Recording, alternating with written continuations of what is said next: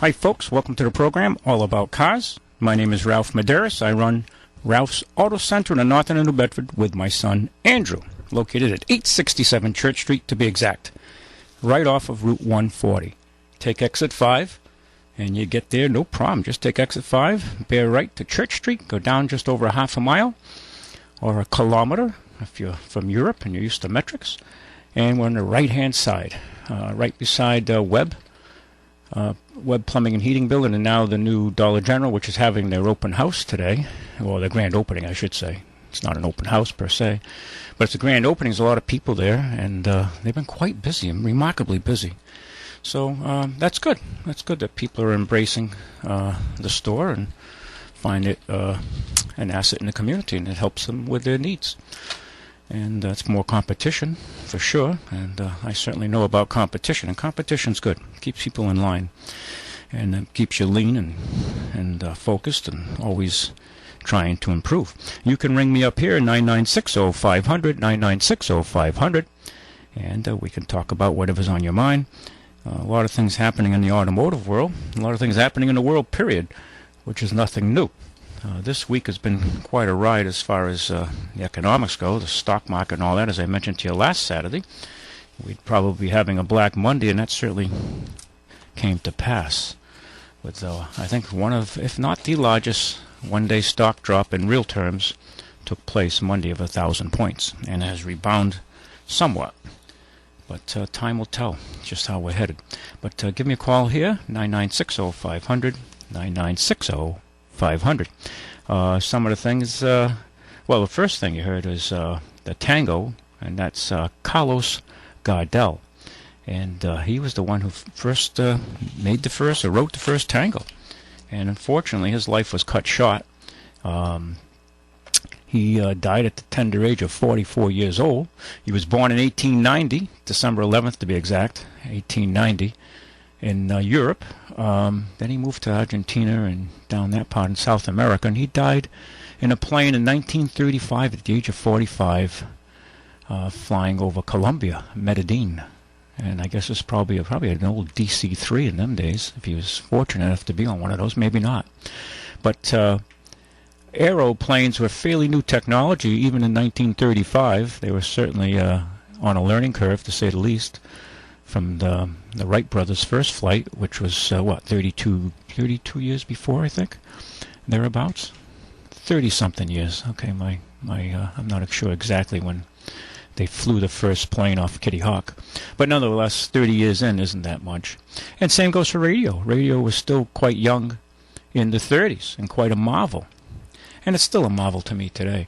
Okay, we got a couple of calls here. I don't know. Let's see. Very good afternoon to you, caller. Good afternoon, Chaplain. Hey. It's Chaplain Ralphie. How you doing? Ralph. I want your audience to know you sold a car, and you know what you're doing.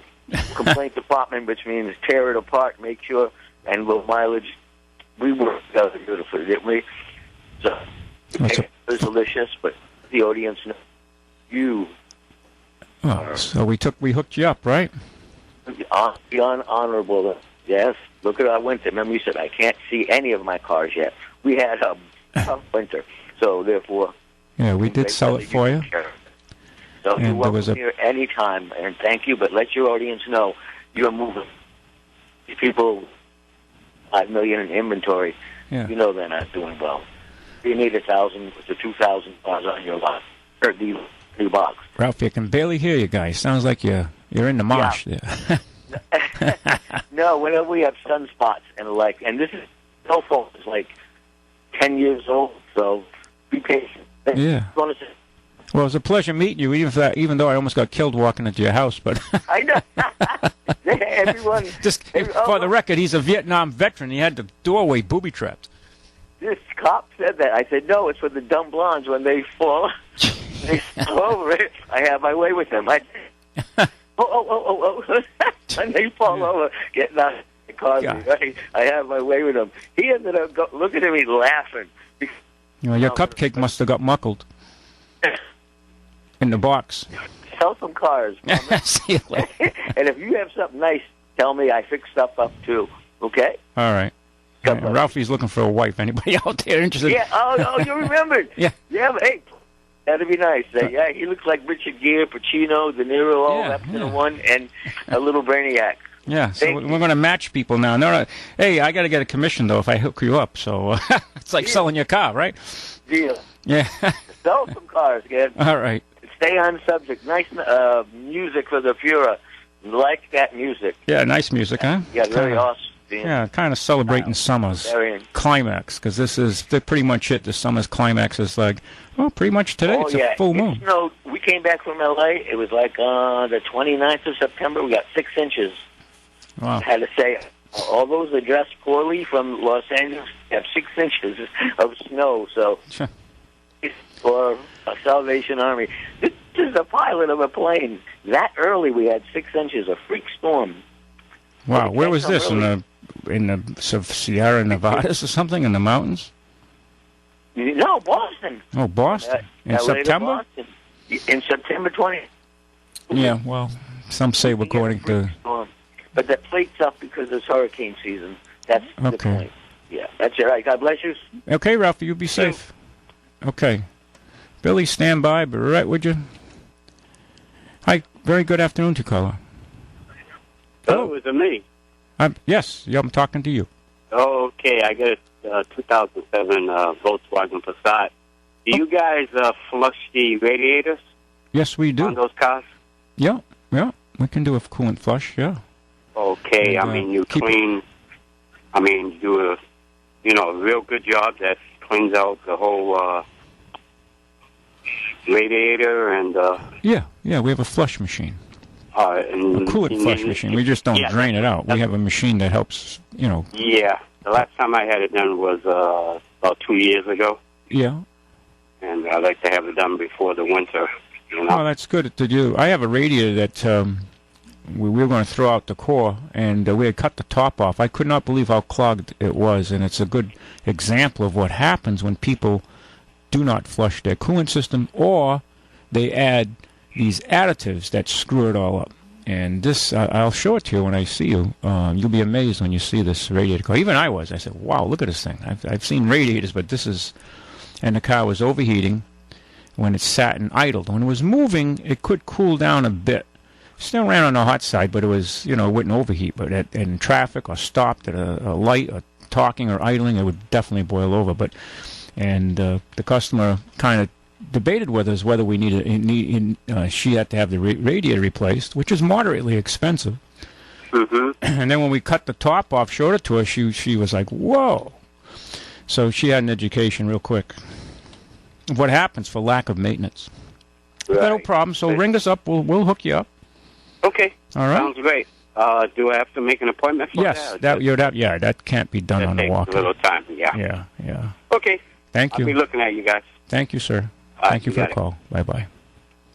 Very good afternoon to you, caller. Ralphie. Billy. Yeah. How you doing? Doing good.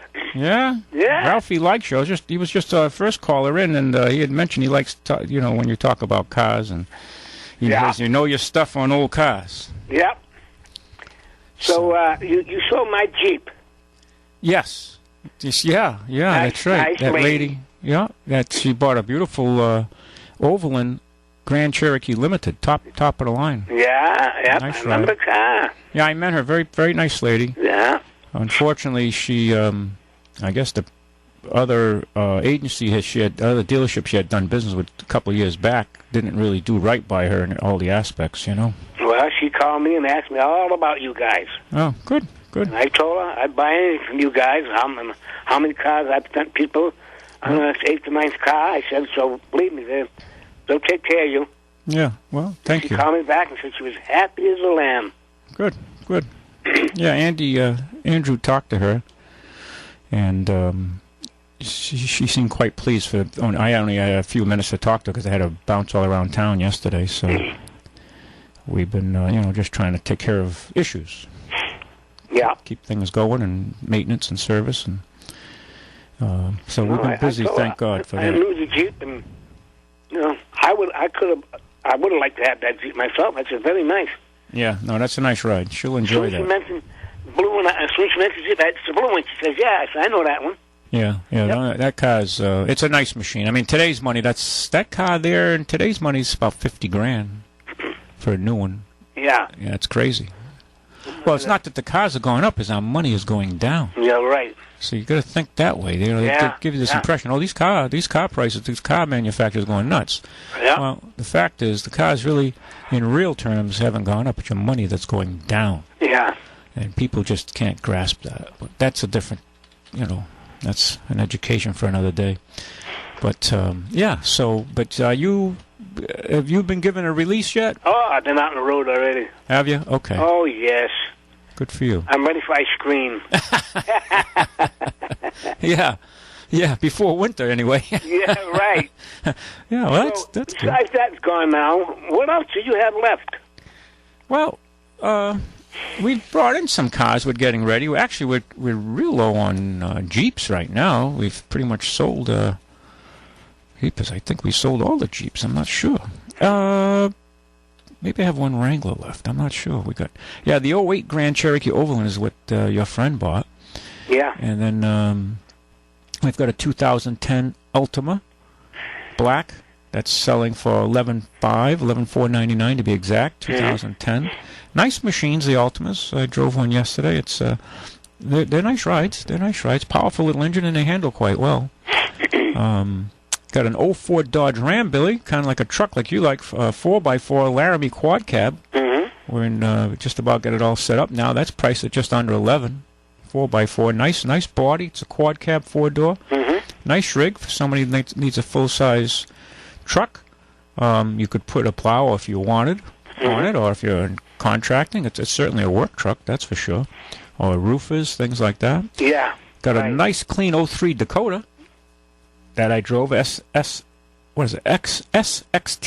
Club Cab, 2-wheel drive, nice truck for a homeowner, priced at less than $6,000. Got a small 6 in it, and it's a good value. A real clean body, no rust. Yeah. Nice, strong truck for short money.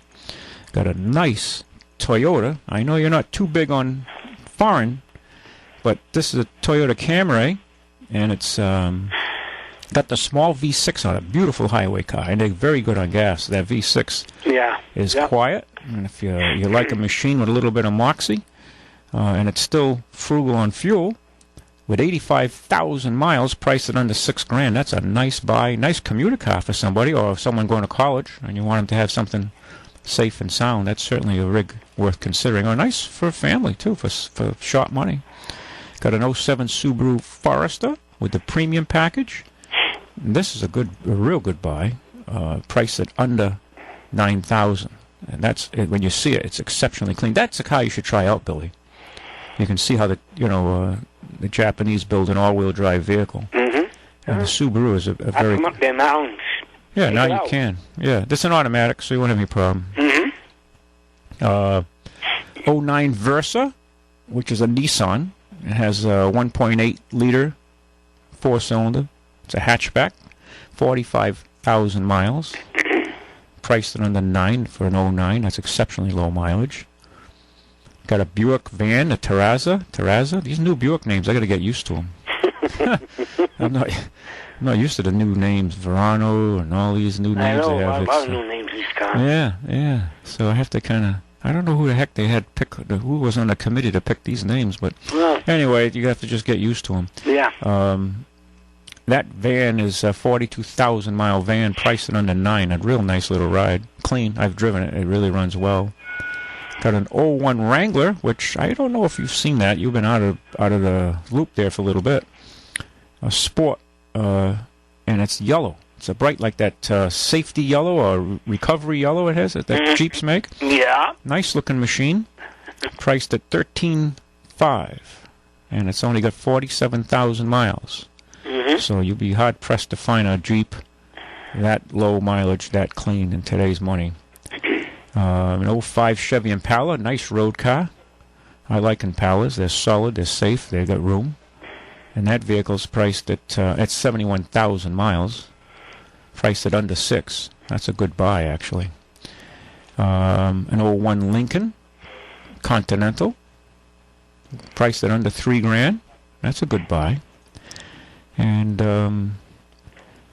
Geez, my son has given me another one here, which I haven't seen yet. It's an 02 Wrangler SE, which, I don't know if that's up for sale yet. Maybe it is. It's like priced around $2,500. That probably won't be around long.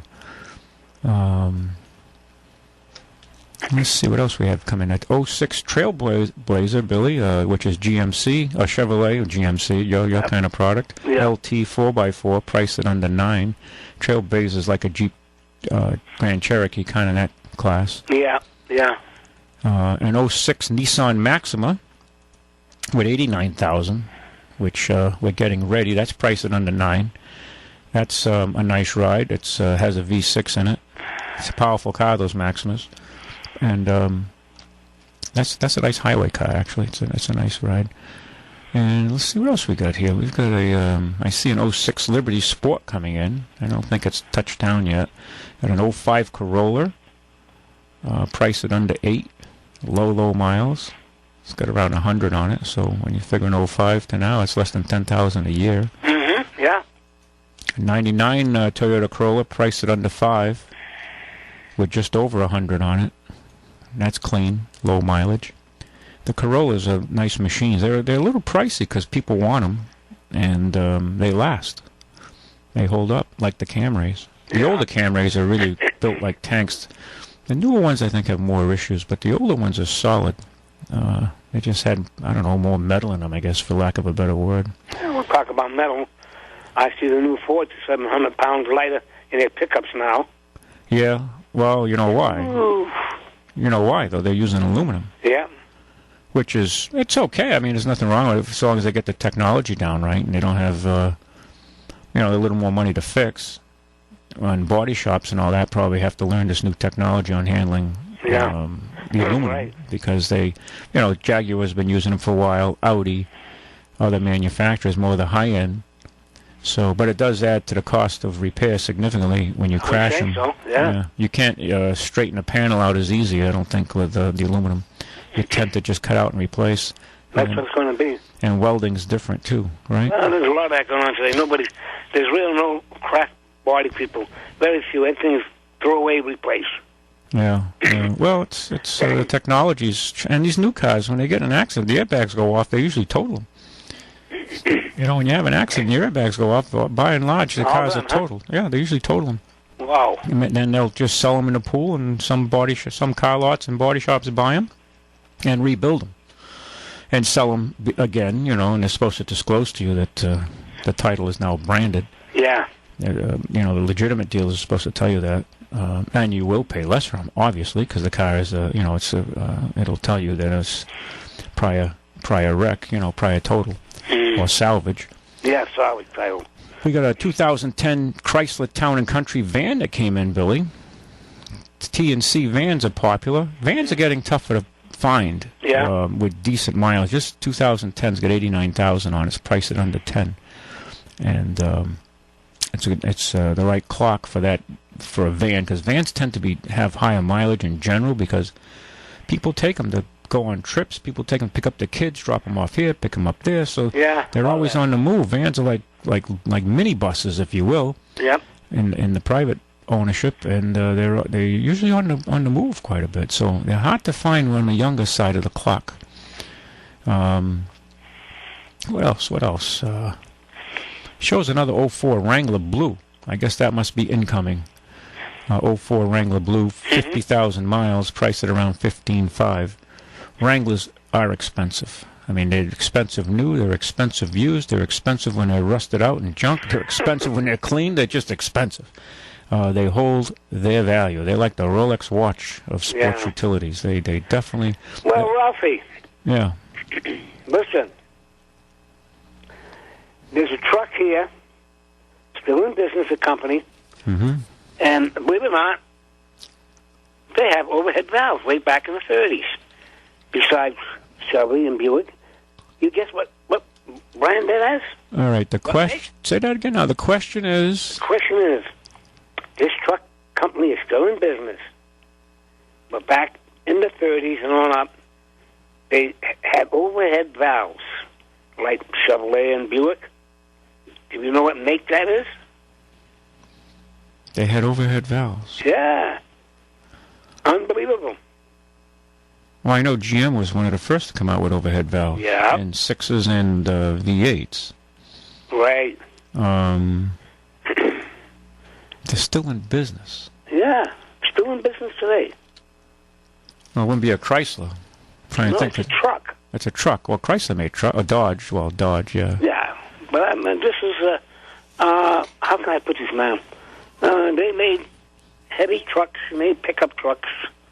But right now, I don't know exactly when they start making the pickups. But they're into the bigger trucks. But back then, they started using...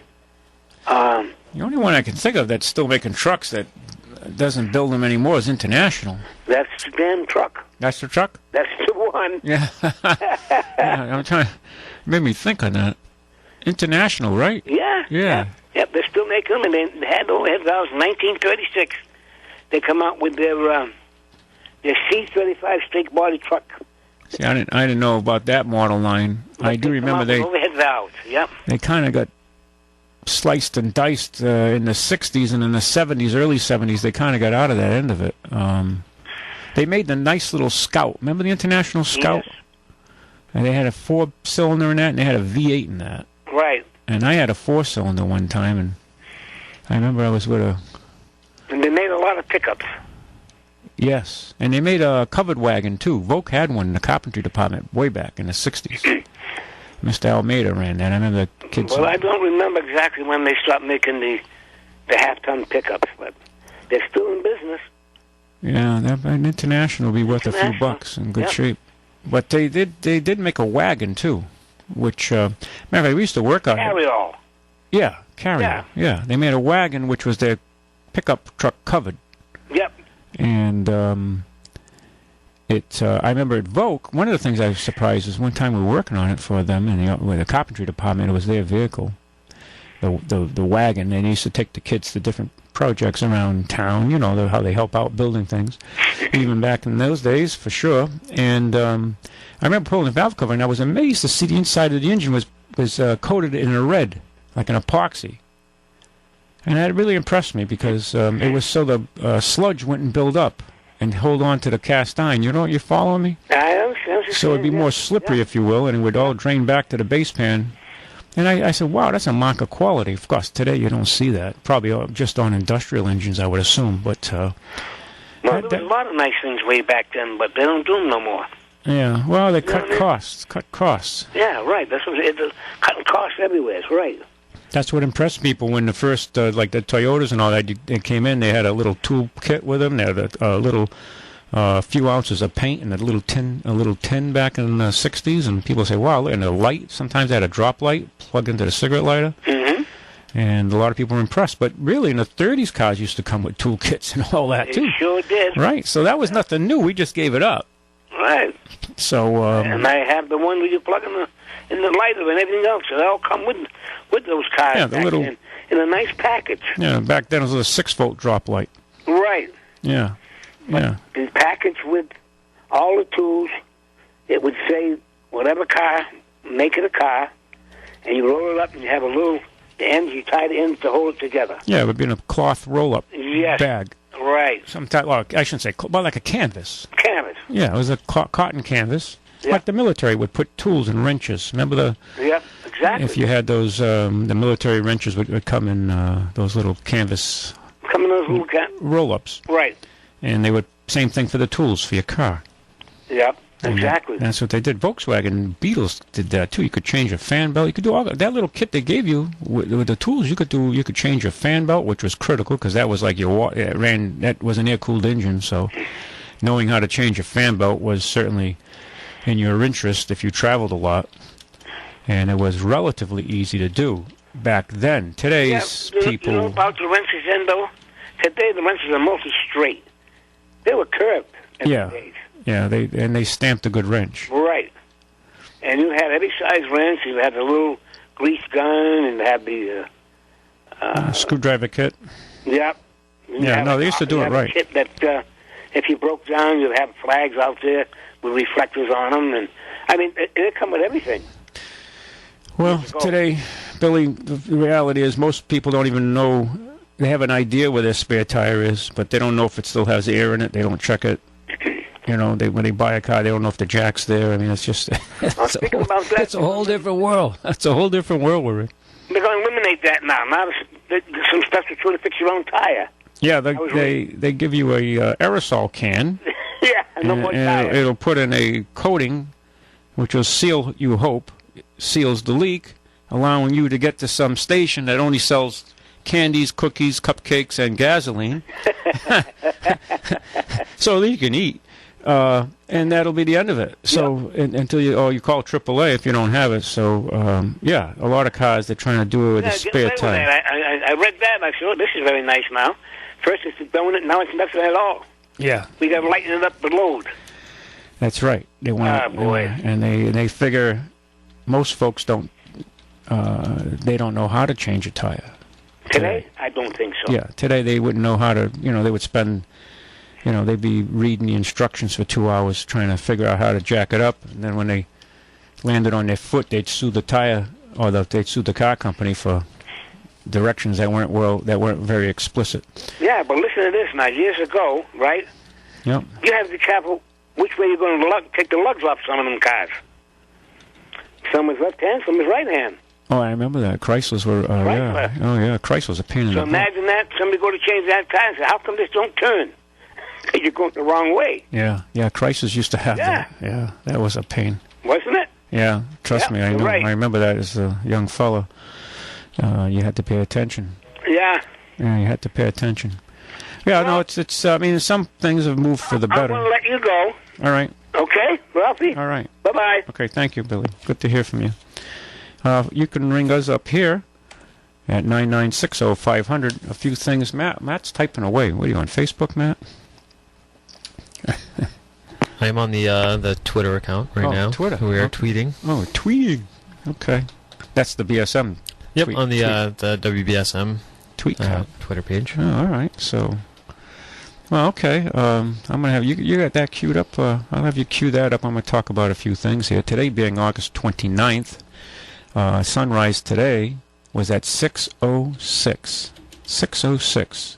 So the sun is coming up after 6 a.m. in the morning, and sunset will be 7:22. 7:22. So the sun is quickly pulling back in the evening, and the morning too, but more so in the evening right now.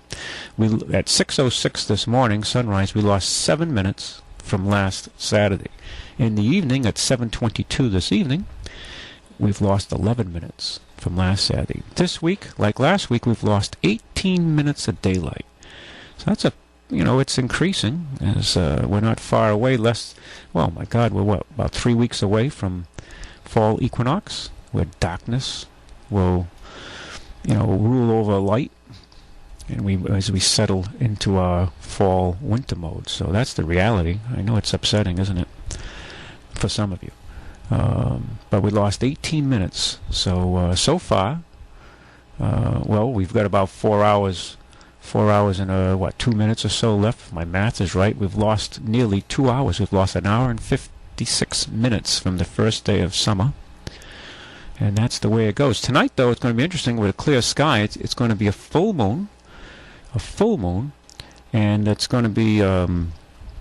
today is the first of this year's 3 supermoons. Okay, so this is the first supermoon. We have 3 coming. This is the first one before the end of the year. They're all coming at this time of year. And I guess astrologically, this is how it's setting up. So this moon will be exceptionally big and bright. And it's going to be a very high tide. Moon high tide. Okay? Get it? Moon high tide with a full moon. Duh. So low tide is going to happen very shortly. It's going to be at 1:44 here at the harbor. And this evening, high tide is going to be at 7:24. What am I saying? Excuse me. High tide is going to be at 8:24. I'm giving you Eastern Standard Time. But under daylight time, it's 8:24 this evening. And the rise is going to be about 5 foot 1 inch. So that's a significant rise over the normal high tides. And the moonrise is already it's going to be this evening at 7:16. So you can see all the coordination. Whoever did the math to make all this system run had to be a genius, huh? When you look at the math involved, and we just see the moon come up, but you don't realize all the mathematics involved and all the processes that are taking place here. The high tide, the moonrise, tremendous amount of math. It's just amazing. It's just to grasp this system, how it works. It really is. But anyway, moonrise will be 7:16 this evening. So the high tide will be about an hour later. So you can see all the coordinates. And the full moon takes place astrologically at 2:37 p.m. Okay, but we'll see it at this evening when it comes up in our horizon. So it'll be brilliant. It'll be large. It's what they call this perigee, where the moon is at its closest point to the Earth for the month. So this moon is at perigee with us, and it'll be very bright. This moon is a precursor to the following month, September, where we'll have the last and final blood moon, and it'll be on the high Jewish holiday. It'll be on a Shemitah.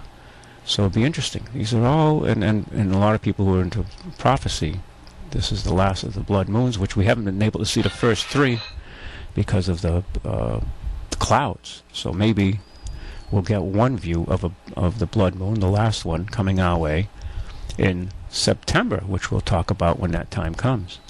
But and that ought to be interesting too, because that'll also be a super moon, and it'll be a super blood moon. Okay, and it falls on high Jewish holiday, and not many of these have happened since in the last couple millennia. So it's a lot of interesting things, and a lot of things happening around us. If you look what's happening to our economy, you look at the world, the wars, and all this. If you look for guidance and trends, guidance, trends, I guess it could be. You can, if you look at these different trends and try to, not predict or get guidance on how we're heading. So interesting times we're in, very interesting. But our summer is pretty much climaxing this week, because obviously next month's full moon we go into our fall equinox. So this is the climax of summer, and we get out there and enjoy it. Okay. Got a few callers here. Let's take these calls. A very good afternoon to you, caller. Hey, good afternoon. Hey, Jay. How are you? Not bad. Good. You were talking about clogged up radiators. Yes. I got to tell you a really funny... It's not funny to the guy it happened to, but it was funny to watch. Okay. This, I don't know the person who owned the Cadillac, but anyway, he went to my mechanic and he said to him, my car keeps overheating when it's idling, blah, blah, blah. So he does a couple of tests on it, and he says, your radiator's all clogged up. So he goes, oh, well, how much is the new one? So he gives him a price. So he says, well, isn't there any way to fix it? And the guy says, yeah, I can take it out and send it to a radiator shop, and they'll rod it out. So he goes, what does that mean? And he goes, that means they'll stick rods down it and unclog it. However, I don't guarantee it, neither do they. So the guy goes, okay. So they send the radiator back after about a week, and he puts it in, and he's still got the car on the lift. And he's got the car door open on the driver's side, and he's checking to make sure that the thing is running properly. He doesn't overheat. Yep. And I'm standing at the end of the bay, and the thing springs 2 leaks. The radiator springs 2 leaks. And I said, hey, Al, you better come up here and look at this. So he comes up, and he sees these 2 streams of radiator fluid coming out of the front of the grill. So he goes, oh, great. Now I got to call him up and tell him he needs a new radiator because his radiator just sprang 2 leaks. Huh. After he had it rotted out. What, is this an older car? Yeah. Yeah. It was an older car. Yeah. And, I learned a valuable lesson from him because if you did something like that to a radiator, there's no guarantee afterwards that it's not going to spring a leak anyway. Yeah, yeah. Well, that procedure that you talked about is not used today, pretty much, unless it's the big like Mack trucks and freight haulers, and they'll still recore radiators and work on them, like you say, because they're built pretty much. Well, some of the new ones aren't now, the latest ones, but the older ones you could work on them. Today it's just they get thermally. Throw it away and replace it. Right, they get thermally fatigued, and then you just replace it. Right, there's only so much. And the other thing was, I was talking to him one day, and he said, a lot of people buy this radiator stuff that's supposed to plug small leaks. Yep. So he says to me, you know what's in that? So I said, no, I don't. He said, wood filings. Yeah, well, they've got all kinds of that's stuff. no good for your cooling system. No, it clogs up your heater core, so you get less heat in the winter. Clogs up the radiator cores, so they're less thermally efficient. So it's, you know what, Jay, it's kind of like when you take a prescription drug. And they always show beautiful people holding hands, smiling and talking. Right. And then and you're seeing all these beautiful people, beautiful women, good-looking guys, and they're in a boat or back of a, in a gazebo having a drink, and then and at the same time the voiceover is telling you may cause liver problems. Oh yeah, I love. May have liver problems. You may wake up spitting blood and all this, and then they're talking. Oh, but your mind is physically, visually focused on the physical. Your eyes feeding you more info than your ears are, and you're not hearing all the disclaimer. At the end, at the same end goes for your car. You have this voice comes on, and if you listen to it, you go, "Why would I want to take that?" See, but most people are they're listening and watching with their eyes, and not their ears. Yeah. On radio, I mean, you can't watch with your eyes. You have to listen with your ears, and then make a picture with your mind. Okay. Oh, by the way, I saw a truck today. It was, I would say, a 1952 Ford. Oh, beautiful truck. It was painted like light brown. Huh. Yeah, I've seen a lot of old cars on the road lately. There must be a lot of shows. Classic. Yeah, well, I've seen a lot of old rigs on the road coming out that I haven't seen in the past that people are driving around enjoying. So that's good to see them when you're out. And I saw a 49 Buick on 195, and I had to turn around and look at it twice. And I saw the antenna on the top of the split windshield. Billy knows what I'm talking about. And it brought back memories seeing that car. My dad used to take those and trade like crazy. I'd like to see a car made today still be around 60 years from now. Well, I don't think that's going to happen. Yeah. Well, I'm sure if some will survive, I think they'll probably be considered real antiques and say, where are you going to get the fuel, the petrochemicals to run it? Because everything will be changed so radically in the future. Well, theoretically, anyway. Yeah. No, 60 years from now, I think, it'll be a different world in more aspects than one. Yeah, I know. I'm glad I won't be here. Well, I was just reading an article about how robots are taking over more and more, where they're going to have, like on farms, they're going to have robots now to pick all these different vegetables and fruits, and they won't need as many people. And it'll be more high-tech. I don't know who's going to maintain the robots, but... Well, funny you should say that, because you know that in markets and in specialty stores, they sell, quote-unquote, organic food. Yeah. And I knew a guy, in fact, I used to work with him, who used to work in the agricultural business in California.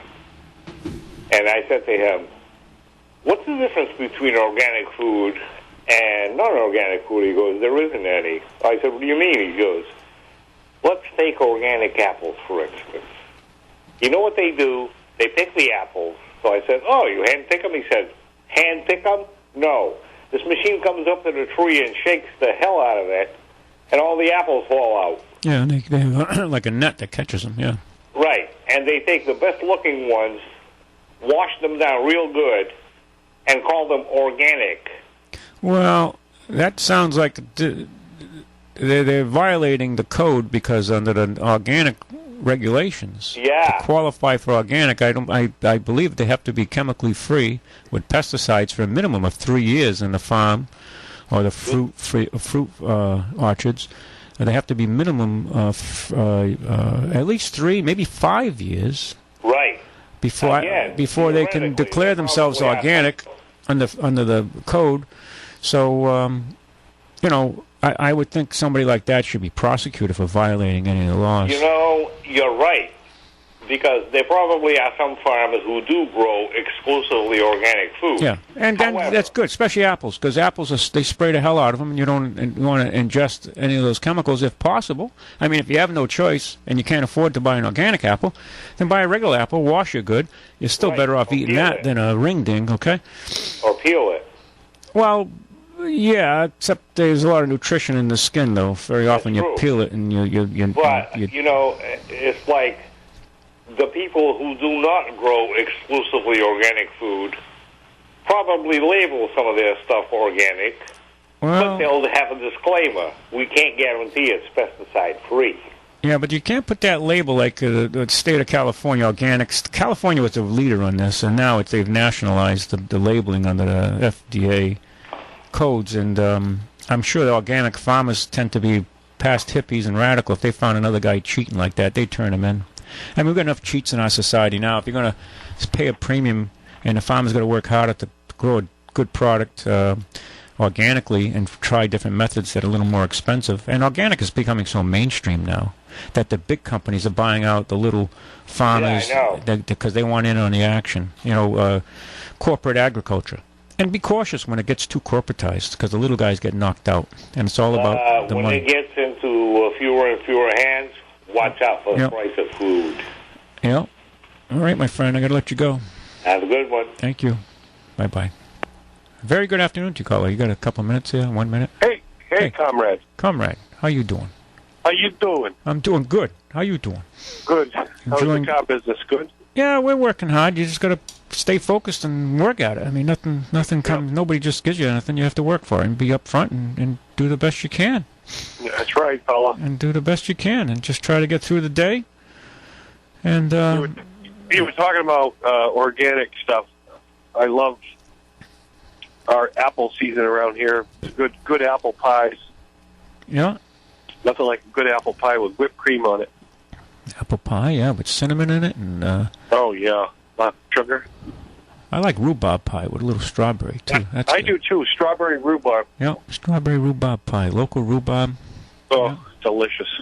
Yeah, kind of brings back summer. And for you. The tomatoes now are all kind of coming up and redding up, and the smell of tomato plants when you touch them, it's like a smell. Like if you get like in January, you smell that. Think about it. It's nothing like a good beefsteak tomato sliced on toast with a bacon, lettuce, tomato. Ooh, it's good. We're enjoying our summer. This is the climax of summer right now. This evening with the full moon coming up, and then after that is going the other way quickly. What do you think of Donald Trump this week with his fundraiser with Ernie Bach Jr.? Yeah. Everything you're looking for. Yeah, well, he's... billionaires tend to associate with each other. Yeah. Okay, my friend. The news is here. Have a good one. See you later. Bye-bye. We'll be right back, folks. Stay with us till after the news. All About Cars will be back with Ralph Medeiros. New 1420 WBSM. Hi, folks. Welcome back to the program, All About Cars. My name is Ralph Medeiros.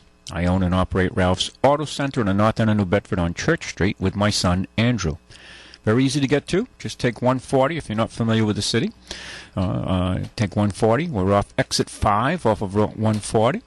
Head down Church Street, about just over a half mile or a kilometer or so, and we're on the right-hand side, right after Webb Plumbing and Heating, and now Dollar General, and then there's Ralph's. We're directly opposite of New Bedford Vocational's faculty and service entrance, the Church Street entrance. They have the main entrance on Ashley Boulevard.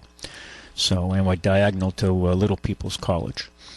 Very easy to get to. Not even a traffic light or a stop sign. And there we do all kinds of maintenance. If you're looking for someone to maintain your car, if you know someone's having a problem and they're not satisfied, send them by to see us. We'd be more than happy to adopt them as a customer.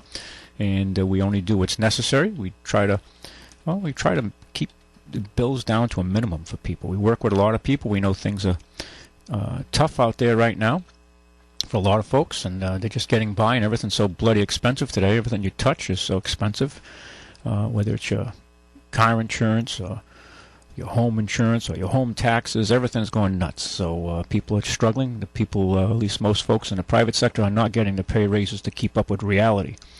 And this is just a fact of life.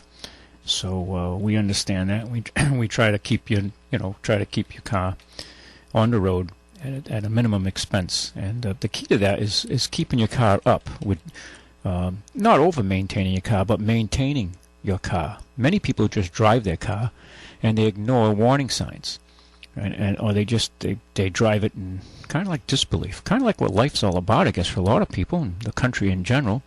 We're in denial on so many issues, and then when the reality hits, in the case of your car, it doesn't start anymore, it's making a lot of noise, then you're hit with some large bills that could have been minimized if you had kind of heeded the early warning signs.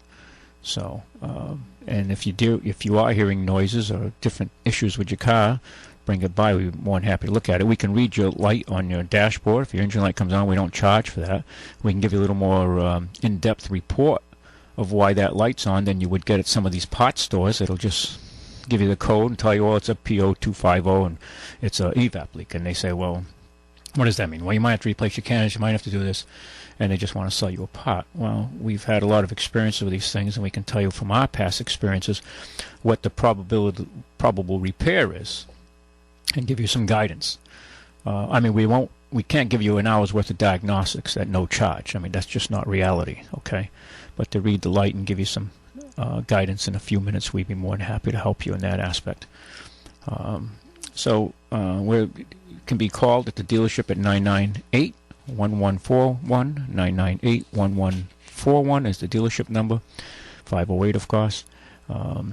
Today, service is closed, and Andrew's in the sales department. He may be outside, so sometimes the phone will ring, and he'll have to go to his extension. But he's there for sales. If you're in the market for a car, you're thinking about replacing your car, you don't want to take it through the winter because you have a feeling it's going to give you more headaches, well, come by and see us. We specialize primarily in cars priced between $4,000 and $15,000. We do sell cars for considerably more for those who want them, but what we stock is generally between $4,000 and $15,000. And once in a while we get some expensive cars that we stock ourselves. But we bring in all kinds of cars for people who give us, they'll say, I want a certain car, in a color. I want a Cadillac Escalade, low mileage, black, not the XL, to give us some instructions, a price point roughly. We guide, we give them some guidance on that. And when we find a car, we notify you, and we can save you thousands very often over the big guys on Route 6 and up in the Auto Mile, who, they have some very nice cars. I see them. I know these guys. They sell some nice cars, but they have to get all the money because they have a big nut up there. They have a big overhead, huge overhead. Okay, their facilities are pretty much all new, very expensive, in the millions of dollars, tens of millions of dollars, and a lot of employees, a lot of taxes, a lot of insurance. So just do the math. It's not rocket science to figure out what's happening.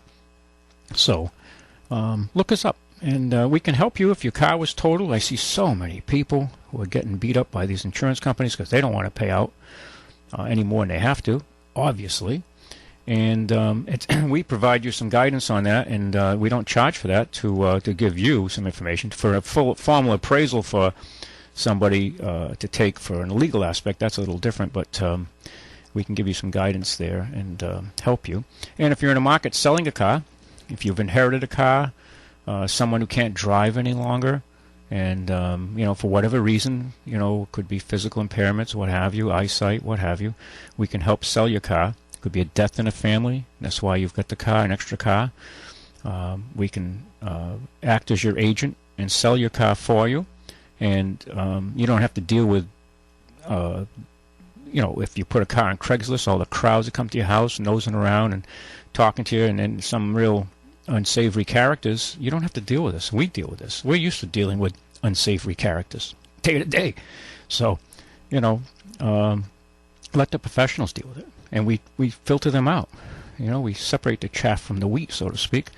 And the serious people, we continue negotiations with. The people who are just they would be wasting your time, they're going to waste our time. But we kind of, we know what to do in those cases and get right to the point. But we can help arrange financing for the potential buyer of your car, which Very often they come unprepared. They don't have any resources. We can check their credit, see if they're financeable, and continue negotiations. Very often they have a trade. They can't do nothing until they're off their trade. Well, we can liquidate their trade and turn it to cash immediately to sell your car and move the deal forward. And this has happened often, very often.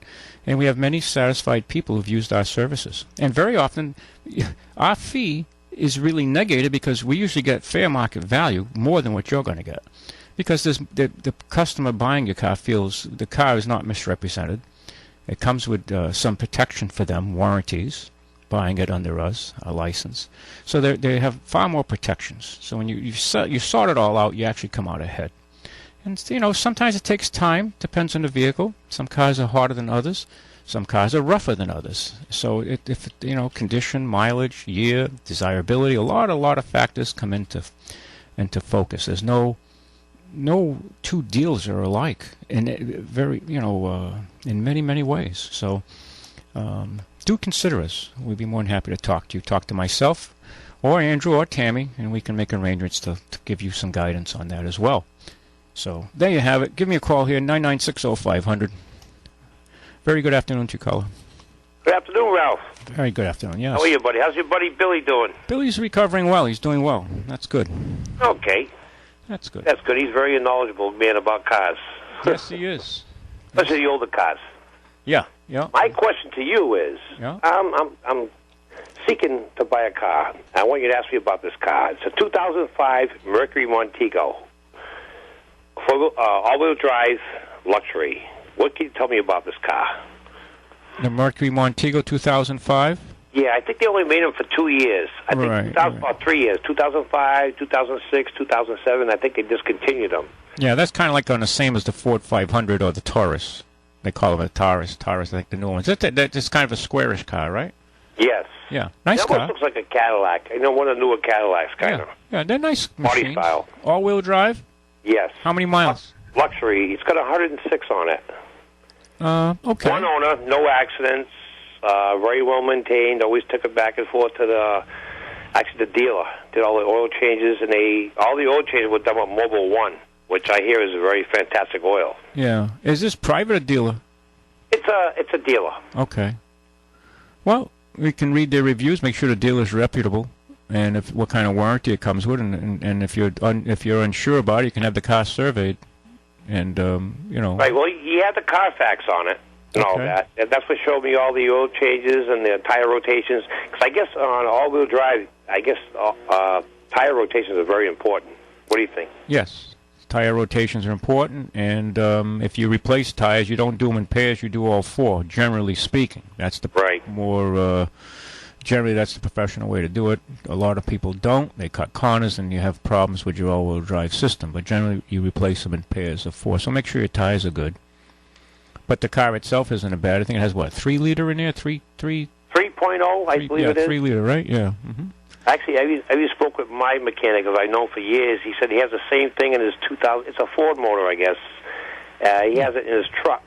His 2010 has the same motor. He goes, the motors are very well. They're very good motors. His truck? Okay. I'm asking you about this. You're the car guy, not me. Yeah, his truck. Maybe a Ford Ranger or something would have a 3-liter, the smaller engine. Okay. Mm-hmm. Yeah, maybe the Ford Ranger, the smaller engine. Yeah, engines are changing radically. But that car itself is not a bad machine if it's got a good history, no major accidents, and it's been maintained. Right. Well, it's never been in an accident, so... Yeah, one owner, right? Yes. Yeah, an all-wheel drive, so the gentleman who owned the car, oh, yes. As a matter of fact, I drove it down to Provincetown yesterday. I took a day out of work, and there and back, it was like driving an airplane with no turbulence. Yeah. It was superb. I mean, for an all-wheel drive car, all the new police cars are all-wheel drive now. And they still get stuck in the snow, because you can't drive in 12 inches of snow. I don't care how many wheels you're driving, Right. No, not unless you're driving an F-250 or something. Yeah, right. So, yeah. Even tow trucks get it. And the storm we had last year, wow. Yeah, you need heavier... Everything was getting stuck. Fire trucks, ambulances, four-wheel drives, doesn't matter what it was. No, you need heavy equipment. That much snow, no. Right. No, it's heavy equipment that's going to be out there, and most folks don't have that. So you're at the mercy of till the roads are plowed. Yeah, no, there's no question. But I don't think you're going wrong buying that car. I mean, if it sounds like a nice car. So I think I just didn't know if you knew anything about it. I know they only made it. I wonder why they only made it for 3 years. Well, it's the Ford built some all-wheel drives under the Ford label too, so it's essentially, now I guess they took it out of production. I mean, Chrysler built an all-wheel drive in their 300s for a few years. I think they're still building it. I think this is the last year though, or 15. But I think you'll be happy with it. I think overall it's a decent product. So far so good. Yeah, no, you'll be happy with it. Just know if you knew anything about it, Yeah, there aren't many, like you said, there aren't many of those out there. There's more of the Ford version of that car.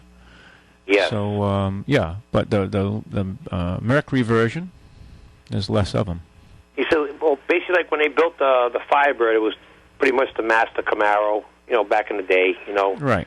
Well, yeah. Same thing goes for all the other cars. Like the Ventura was the Nova version of the Nova. Exactly. Pontiac, Pontiac and Chevy competed against each other for a while. The Malibu and the Le Mans. They can go way back. I don't know, the Pontiac Grand Prix, what did that match? The Monte Carlo? Yeah, something like that.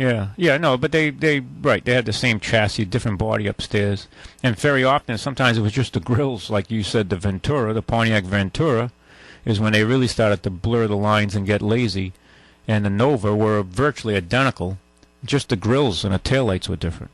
And the emblem on the steering wheel. I mean, it was ludicrous.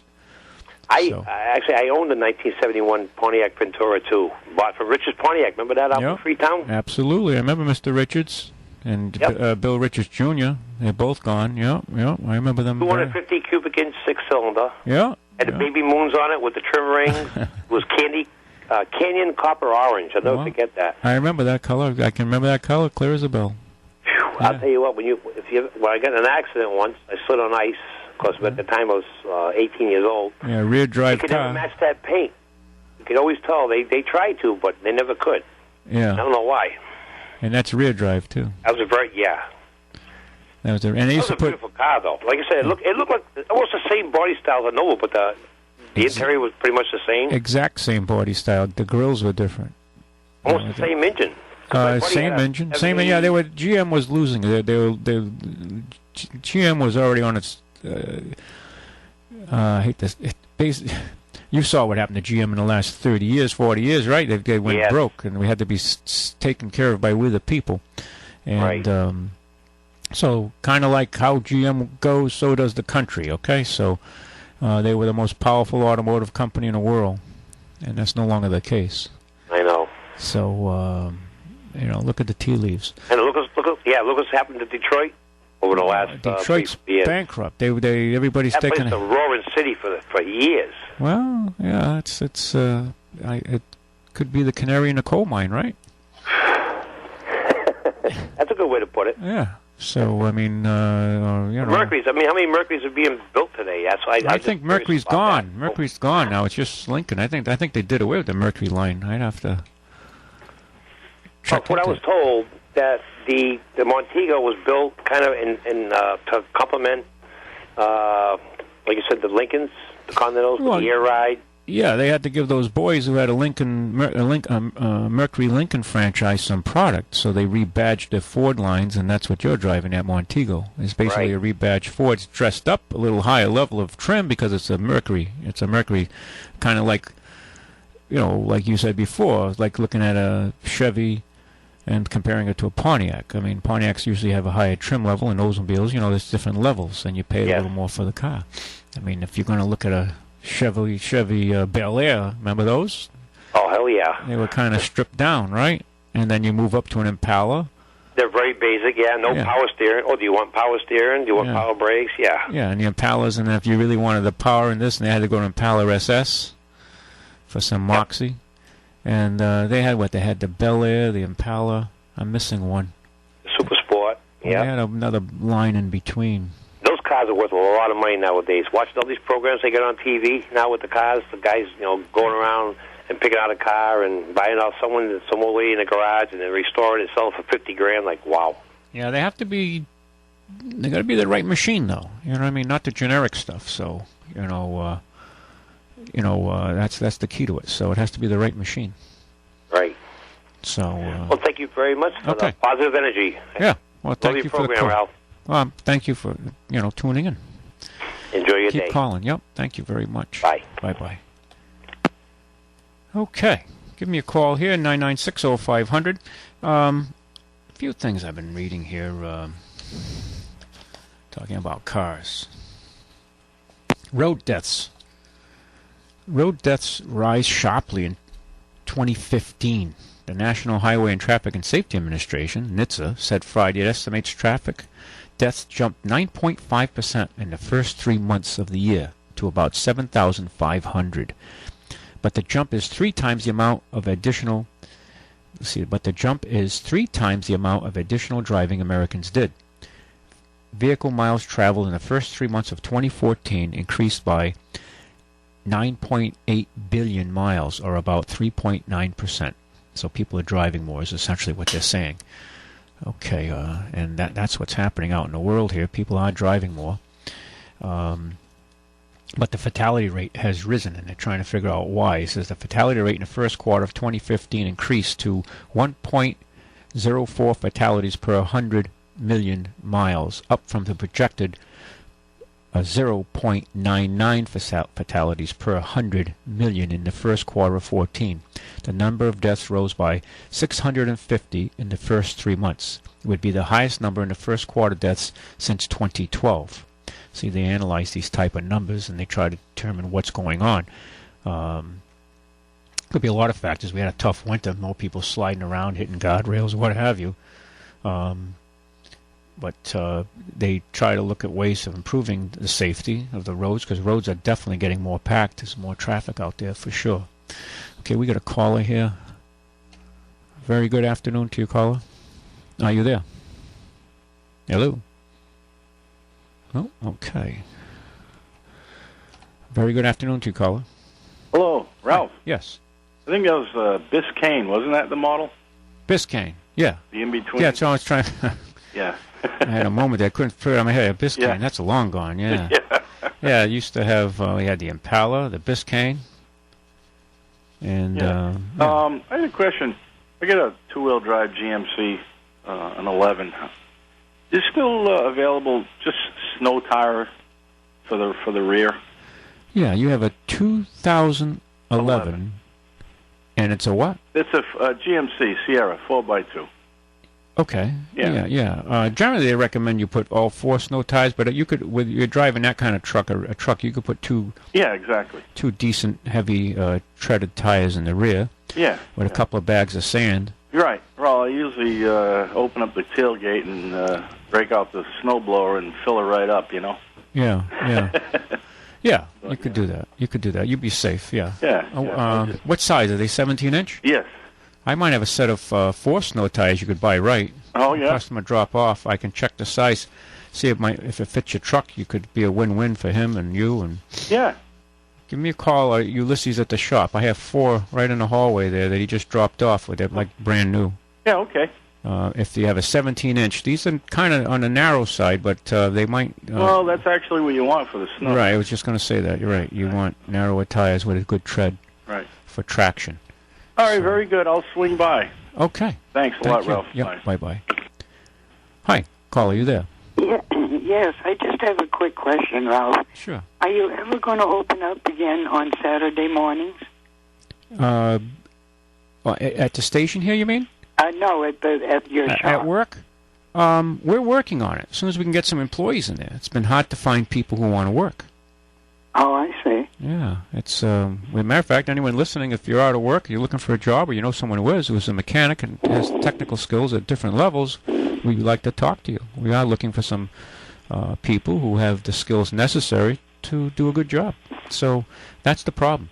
Oh, okay. Everybody's home, everybody's out of work, everybody's complaining, but nobody wants to work.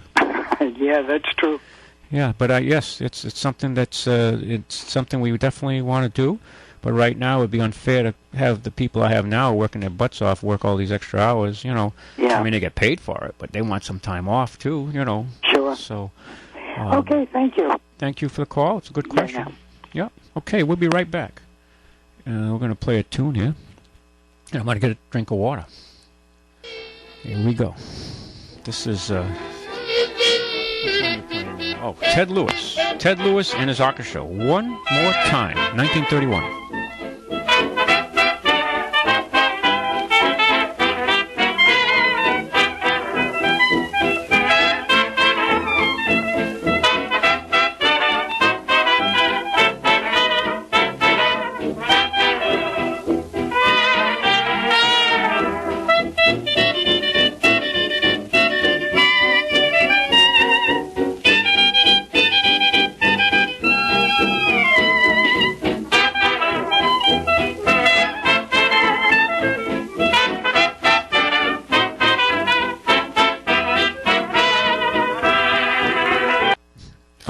we're back.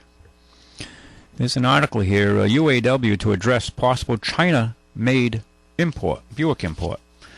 UAW said Tuesday it plans to address, during contract negotiations, the speculation that General Motors is considering importing a Buick SUV to the U.S. from China.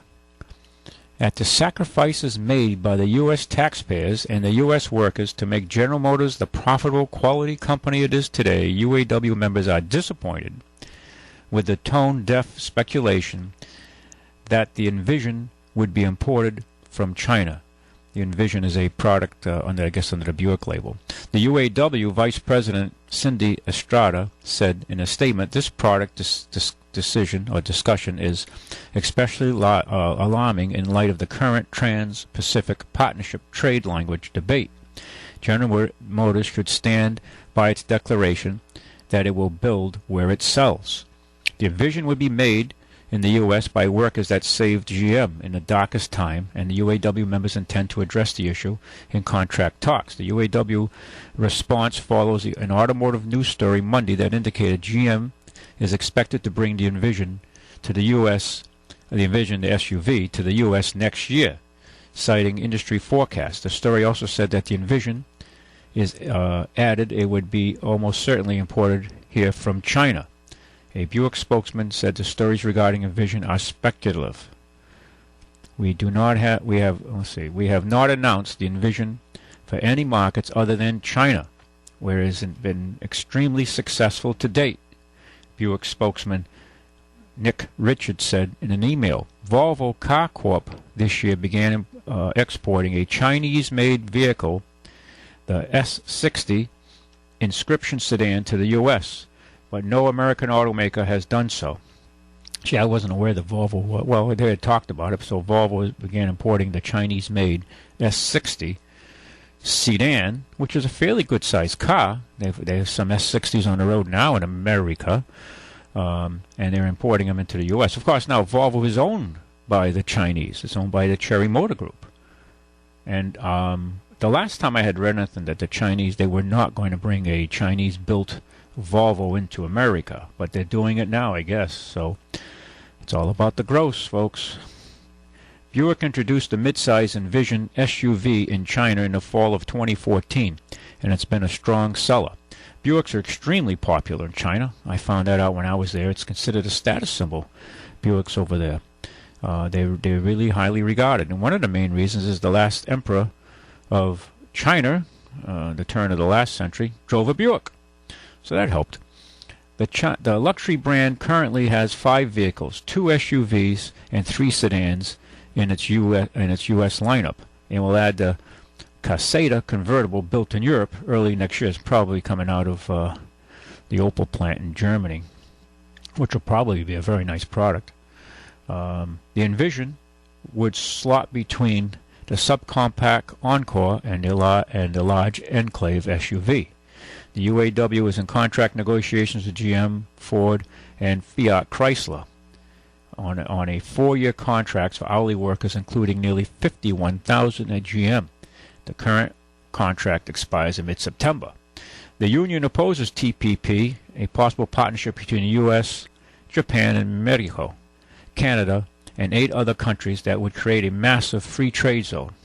The union is concerned about the future U.S. automotive manufacturing under a possible trade pact, and rightfully so.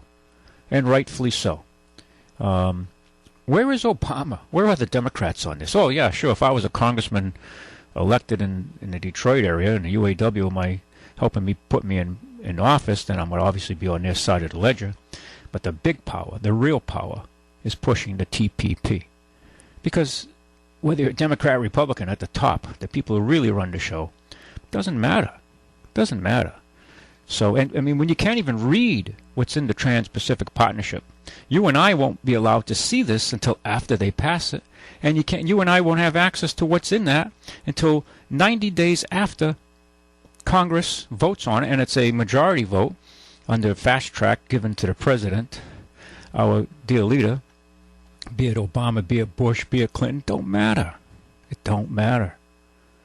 And they're going to ram this through, and then we can read about it and see what's going to be in it for us 90 days down the road and see whose ox gets gored and who profits. And usually who profits are the transnational corporations who profit, the people who really call the shots. And so I applaud the UAW for saying, hey, whoa, let's slow this down, because these are the people who are going to buy and service, in our communities. Of course, we don't have any automotive plants here in Massachusetts. Those days are long gone. But if we're going to protect what we've got, I think we really have to look at these deals. But the real power, and even Obama's pushing this, so that already tells you can already see where the handwriting is.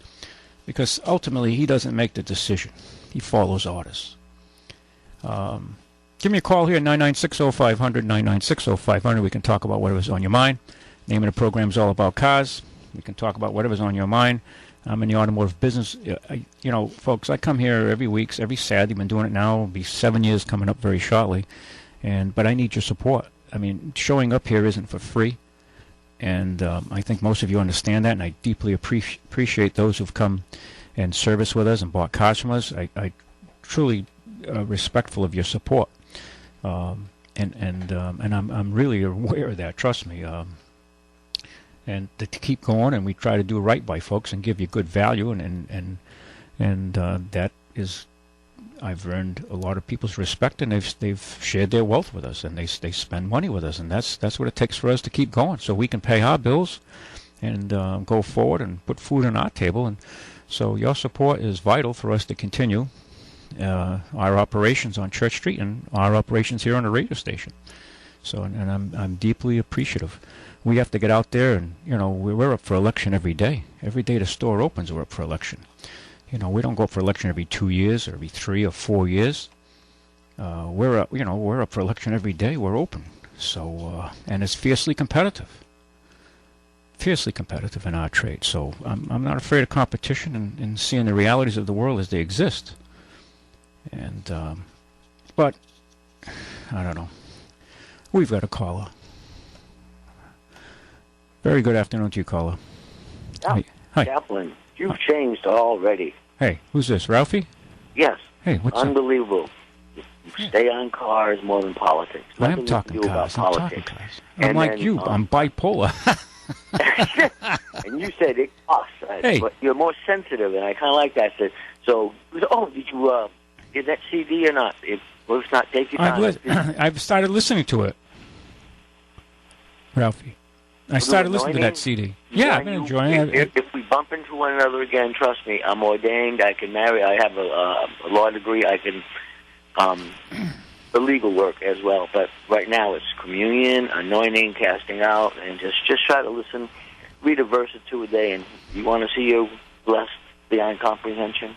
Well, I take all the blessings I can get, and you can.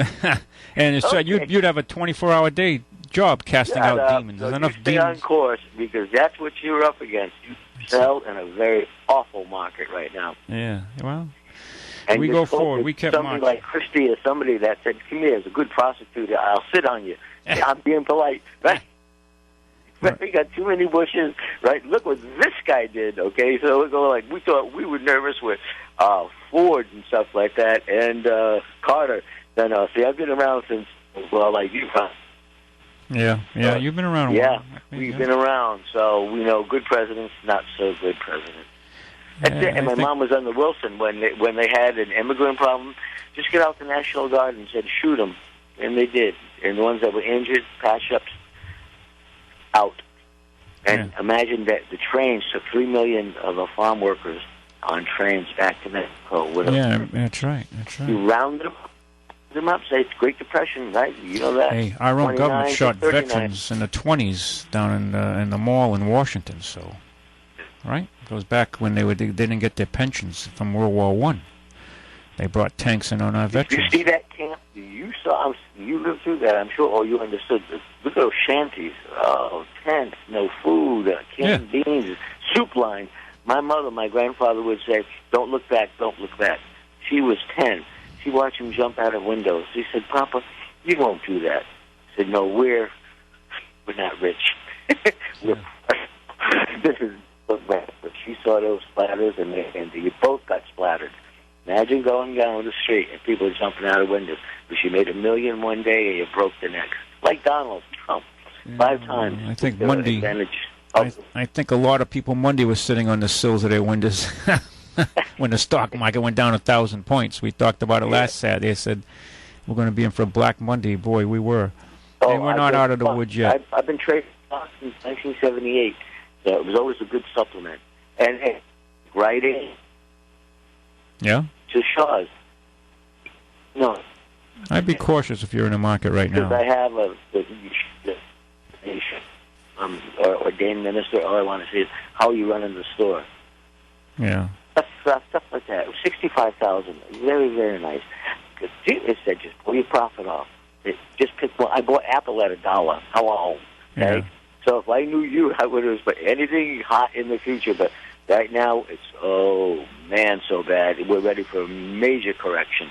But people just may jump out of buildings. So that's right. Anyway, I have some silver when you're ready. Okay, I want to sit down and talk to you about bars and bullion. I have a return policy from California that I picked up some silver bullion. Really? There. Okay. All right. If you can do what you do at the table and say it's a buyback policy, just insure it, send it back to L.A. and you're sure to get paid because it could jump. So you don't have delivery. You got to take delivery of silver. They're holding on to it for you.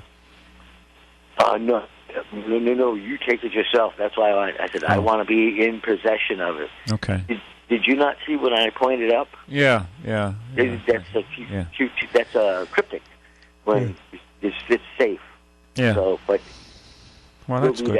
Put all your treasure in heaven, my friend. You know about Scripture. Absolutely. Lay up your treasures in heaven.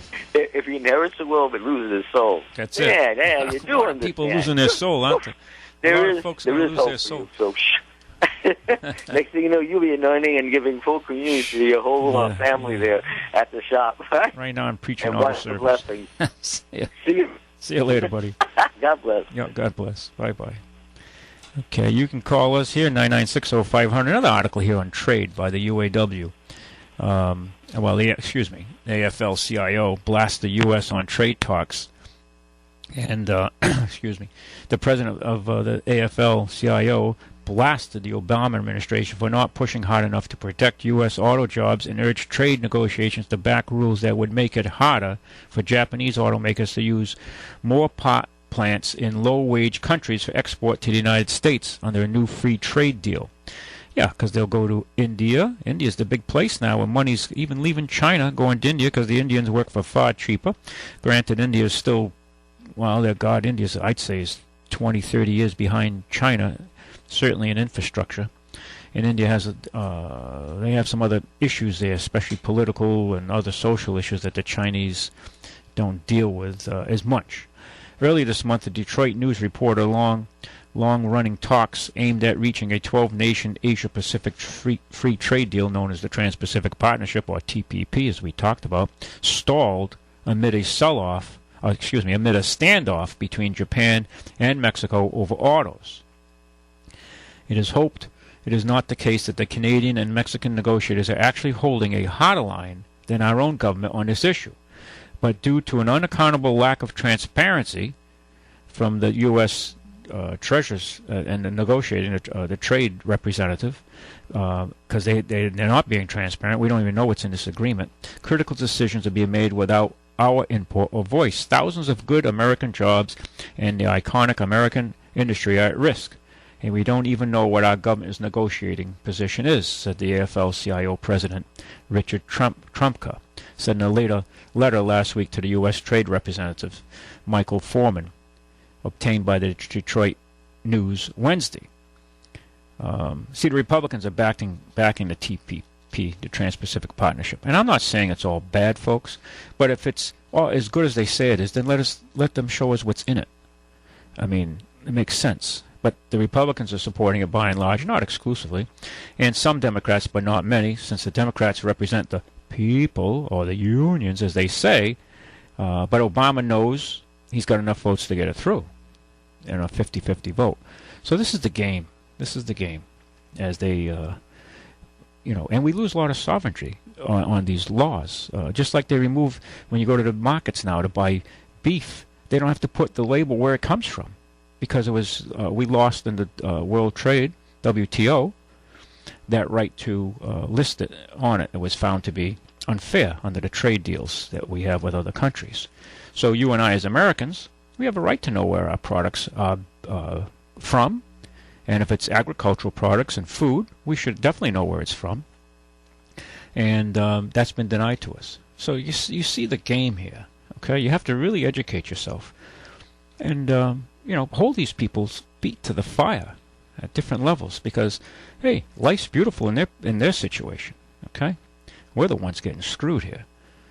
But it says here, spokesman, let's see, Obama administration is working toward a strong rule of origin in the TPP that meets our objective in making the Trans-Pacific Partnership benefits go to TPP countries, and that promotes a vibrant domestic automotive industry and the jobs it supports.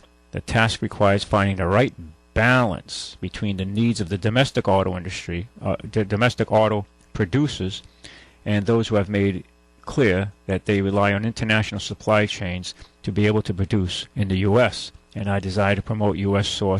sourcing and automotive jobs. In the end, we are confident we'll come to an agreement that strikes the right balance. You know what? That is the biggest BS from this Matthew McAvila, a spokesman for Foreman, said for the Obama administration, striking the right balance. What they want to do is be able to import, and they do it now, but they want to do it at a greater degree. Sure, they'll assemble the car in the United States, but the brake rotors, the calipers, the transmissions, engine, whole complete assemblies will be assembled in China, radiators from Thailand, tires from Indonesia, and they've potted out our country all over the world. And this is what it comes down to. And I guess you could say, well, it potentially lowers the price to you and I as Americans. Well, it allows them to make more money, and they have to pay these union wages, which, granted, are higher. I mean, I'm not. It's obvious. Any thinking person knows you're going to pay an American, especially a union automotive worker, far more than you're going to pay somebody in China or India or Vietnam for that part, or to build something, assemble something. That's a given. Our cost of living here is much higher. Our taxes are much higher, and we have a higher standard of living. And I think we have to look at ways of protecting that and also increasing productivity that allows this higher standard of living to continue. Because without productivity, you can't have it both ways. You can't have high wages without high productivity. I mean, that's just what it comes to. There's no denying the math and the realities. Now, these big companies say, to hell, I'm not going to deal with these unions. I'm not going to deal with these Americans who want to come to work. They're all screwed up. They're on drugs. They're on this and that. All the social issues we're dealing with.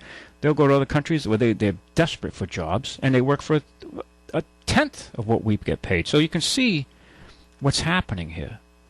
So it's not just keep the jobs here. We got to clean up our act, too, and get more competitive. Now, the countries that do this, classic example is Germany. Germany is highly productive, and their auto industry is strong. It's a strong industry. They run it like the bloody military. I mean, the German auto industry. Are you kidding me? BMW, Mercedes, Volkswagen, and Opel's there, which is a GM-owned subsidiary. And I think Ford still has some significant interest in Germany.